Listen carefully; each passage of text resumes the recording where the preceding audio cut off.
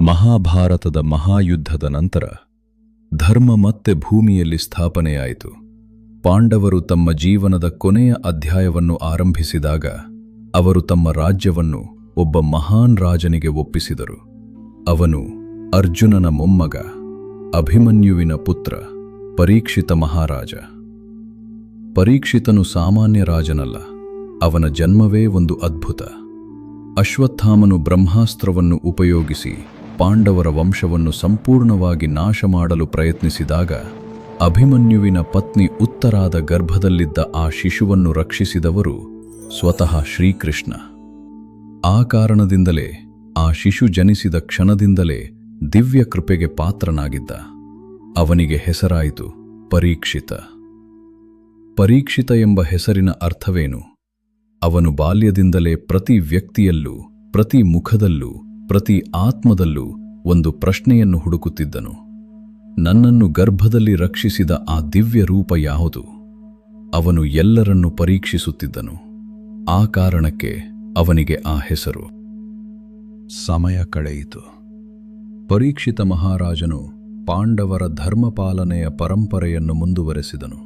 ಅವನ ಆಡಳಿತದಲ್ಲಿ ಧರ್ಮ ಸ್ಥಾಪಿತವಾಗಿತ್ತು. ಪ್ರಜೆಗಳು ಸಂತೋಷವಾಗಿದ್ದರು. ಅನ್ಯಾಯಕ್ಕೆ ಅವಕಾಶ ಇರಲಿಲ್ಲ. ಆದರೆ ಕಲಿಯುಗ ಈಗಾಗಲೇ ಭೂಮಿಯಲ್ಲಿ ತನ್ನ ನೆರಳನ್ನು ಹರಡಲು ಆರಂಭಿಸಿತ್ತು. ಒಂದು ದಿನ ಪರೀಕ್ಷಿತ ಮಹಾರಾಜನು ಅರಣ್ಯದಲ್ಲಿ ಬೇಟೆಗೆ ತೆರಳಿದನು. ದೀರ್ಘ ಸಮಯ ಕಳೆಯಿತು. ಸೂರ್ಯನು ಮಧ್ಯಾಕಾಶಕ್ಕೆ ಏರಿದ್ದನು. ರಾಜನು ಬಹಳ ದಣಿದಿದ್ದನು. ಅವನಿಗೆ ಬಾಯಾರಿಕೆ, ಹಸಿವು, ಶಾರೀರಿಕ ಕ್ಲಾಂತಿ ಎಲ್ಲವೂ ಒಂದೇ ಸಮಯದಲ್ಲಿ ಹಿಡಿದಿದ್ದವು. ಅಂತಹ ಸಮಯದಲ್ಲಿ ಅವನಿಗೆ ದೂರದಲ್ಲಿ ಒಂದು ಆಶ್ರಮ ಕಂಡಿತು. ಅದು ಒಂದು ಮಹರ್ಷಿಯ ಆಶ್ರಮ. ಆ ಮಹರ್ಷಿಯ ಹೆಸರು ಶಮಿಕ ಋಷಿ. ಪರೀಕ್ಷಿತನು ಆಶ್ರಮದೊಳಗೆ ಪ್ರವೇಶಿಸಿದನು. ಅವನು ಆಶಿಸಿದನು, ಇಲ್ಲಿ ಯಾರಾದರೂ ನನಗೆ ನೀರು ಕೊಡಬಹುದು. ಆದರೆ ಆಶ್ರಮದಲ್ಲಿ ಶಮಿಕ ಋಷಿ ಆಳವಾದ ಧ್ಯಾನದಲ್ಲಿ ಕುಳಿತಿದ್ದರು. ಅವರು ಸಂಪೂರ್ಣವಾಗಿ ಧ್ಯಾನದಲ್ಲಿ ಲೀನರಾಗಿದ್ದರು. ಅವರಿಗೆ ಹೊರಗಿನ ಜಗತ್ತಿನ ಬಗ್ಗೆ ಯಾವ ಅರಿವೂ ಇರಲಿಲ್ಲ. ಪರೀಕ್ಷಿತ ಮಹಾರಾಜನು ಮತ್ತೆ ಮತ್ತೆ ಮಾತನಾಡಿದನು, ಆದರೆ ಋಷಿಯಿಂದ ಯಾವುದೇ ಪ್ರತಿಕ್ರಿಯೆ ಬಂದಿಲ್ಲ. ಆ ಕ್ಷಣದಲ್ಲಿ ಒಂದು ಸಣ್ಣ ತಪ್ಪು ರಾಜನ ಮನಸ್ಸಿನಲ್ಲಿ ಹುಟ್ಟಿತು. ಕ್ಲಾಂತಿ, ಹಸಿವು, ಬಾಯಾರಿಕೆ ಇವೆಲ್ಲವೂ ಸೇರಿ ಅವನ ಮನಸ್ಸನ್ನು ಅಶಾಂತಗೊಳಿಸಿತು.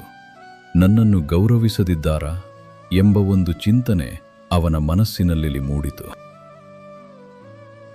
ಅವನ ಸುತ್ತಲೂ ನೋಡಿದನು. ಅಲ್ಲಿ ಒಂದು ಸತ್ತ ಹಾವು ಬಿದ್ದಿತ್ತು. ಪರೀಕ್ಷಿತ ಮಹಾರಾಜನು ಆ ಸತ್ತ ಹಾವನ್ನು ತನ್ನ ಬಿಲ್ಲಿನಿಂದ ಎತ್ತಿ ಧ್ಯಾನದಲ್ಲಿದ್ದ ಶಮಿಕ ಋಷಿಯ ಕತ್ತಿನ ಮೇಲೆ ಹಾಕಿದನು. ಅದನ್ನು ಮಾಡಿದ ನಂತರ ರಾಜನು ಆಶ್ರಮವನ್ನು ಬಿಟ್ಟು ಹೊರಟನು. ಕೆಲವೊಮ್ಮೆ ಒಂದು ಕ್ಷಣದ ಕೋಪ, ಒಂದು ಕ್ಷಣದ ಅಹಂಕಾರ ಮಾನವನ ಜೀವನವನ್ನು ಸಂಪೂರ್ಣವಾಗಿ ಬದಲಾಯಿಸಬಹುದು. ಪರೀಕ್ಷಿತ್ ಮಹಾರಾಜನ ಜೀವನದಲ್ಲೂ ಅದೇ ನಡೆಯಲಿತ್ತು. ಆಶ್ರಮದ ಹತ್ತಿರವೇ ಶಮಿಕ ಋಷಿಯ ಪುತ್ರನಿದ್ದ. ಅವನ ಹೆಸರು ಶೃಂಗಿ. ಅವನು ಯುವ ಋಷಿ, ತಪಸ್ಸಿನ ಶಕ್ತಿಯುಳ್ಳವನು. ಕೆಲವರು ಮಕ್ಕಳು ಅವನಿಗೆ ಈ ಘಟನೆಯನ್ನು ಹೇಳಿದರು. ಒಬ್ಬ ರಾಜನು ಬಂದು ನಿನ್ನ ತಂದೆಯ ಕತ್ತಿನ ಮೇಲೆ ಸತ್ತ ಹಾವು ಹಾಕಿ ಹೋಗಿದ್ದಾನೆ. ಈ ಸುದ್ದಿ ಕೇಳಿದ ಕ್ಷಣದಲ್ಲಿ ಶೃಂಗಿಯ ಕೋಪ ಉಕ್ಕಿತು. ಅವನಿಗೆ ತಾಳ್ಮೆ ಇರಲಿಲ್ಲ. ತನ್ನ ತಪಸ್ಸಿನ ಶಕ್ತಿಯಿಂದ ಅವನು ಒಂದು ಭಯಾನಕ ಶಾಪವನ್ನು ಉಚ್ಚರಿಸಿದನು. ಆ ರಾಜನು ಯಾರೂ ಆಗಿರಲಿ, 7ನೇ ದಿನ ತಕ್ಷಕ ಎಂಬ ನಾಗರಾಜನ ವಿಷದಿಂದ ಅವನು ಸಾಯುವನು. ಆ ಶಾಪವು ಬಾಣದಂತೆ ಹೊರಟಿತು. ಸ್ವಲ್ಪ ಸಮಯದ ನಂತರ ಶಮಿಕ ಋಷಿ ಧ್ಯಾನದಿಂದ ಹೊರಬಂದರು. ಅವರು ತಮ್ಮ ಕತ್ತಿನ ಮೇಲೆ ಸತ್ತ ಹಾವನ್ನು ಕಂಡರು. ಆದರೆ ಅವರು ಕೋಪಗೊಂಡಿಲ್ಲ. ಅವರು ಶಾಂತವಾಗಿ ಸತ್ಯವನ್ನು ತಿಳಿದುಕೊಂಡರು. ತಮ್ಮ ಮಗನು ಶಾಪ ನೀಡಿದ್ದಾನೆ ಎಂಬುದನ್ನು ತಿಳಿದಾಗ ಅವರು ವಿಷಾದದಿಂದ ಹೇಳಿದರು, ಅಯ್ಯೋ, ಪರೀಕ್ಷಿತ್ ಮಹಾರಾಜನು ಧರ್ಮನಿಷ್ಠ ರಾಜ. ಒಂದು ಸಣ್ಣ ತಪ್ಪಿಗೆ ಇಂತಹ ಭಯಾನಕ ಶಾಪ ನೀಡುವುದು ಸರಿಯಲ್ಲ. ಆದರೆ ಶಾಪ ಈಗಾಗಲೇ ಹೊರಟಿತ್ತು. ಅದನ್ನು ಹಿಂದಕ್ಕೆ ಪಡೆಯಲು ಸಾಧ್ಯವಿರಲಿಲ್ಲ. ಇದರ ಮಧ್ಯೆ ಪರೀಕ್ಷಿತ್ ಮಹಾರಾಜನು ಅರಮನೆಯಲ್ಲಿ ತಲುಪಿದ್ದ. ಅವನ ಮನಸ್ಸು ಆ ಘಟನೆ ಬಗ್ಗೆ ಚಿಂತಿಸುತ್ತಿತ್ತು. ಅವನಿಗೆ ಅರಿವಾಯಿತು, ನಾನು ದೊಡ್ಡ ತಪ್ಪು ಮಾಡಿದ್ದೇನೆ. ಅದೇ ಸಮಯದಲ್ಲಿ ಒಬ್ಬ ಋಷಿಯ ಶಿಷ್ಯನು ರಾಜಭವನಕ್ಕೆ ಬಂದನು. ಅವನು ರಾಜನಿಗೆ ಒಂದು ಭಯಾನಕ ಸುದ್ದಿಯನ್ನು ತಿಳಿಸಿದನು. ಮಹಾರಾಜನೇ, ನಿಮಗೆ ಶಾಪ ಬಂದಿದೆ. 7ನೇ ದಿನ ತಕ್ಷಕ ಎಂಬ ನಾಗರಾಜನ ವಿಷದಿಂದ ನಿಮ್ಮ ಮರಣವಾಗಲಿದೆ. ಆ ಸುದ್ದಿ ಕೇಳಿದಾಗ ಪರೀಕ್ಷಿತ್ ಮಹಾರಾಜನು ಭಯದಿಂದ ನಡುಗಲಿಲ್ಲ. ಅವನು ದುಃಖದಿಂದಲೂ ಕುಗ್ಗಲಿಲ್ಲ. ಬದಲಾಗಿ ಅವನು ಒಂದು ಮಹಾನ್ ನಿರ್ಧಾರ ಕೈಗೊಂಡನು. ನನ್ನ ಜೀವನಕ್ಕೆ ಇನ್ನೂ 7 ದಿನಗಳಿವೆ.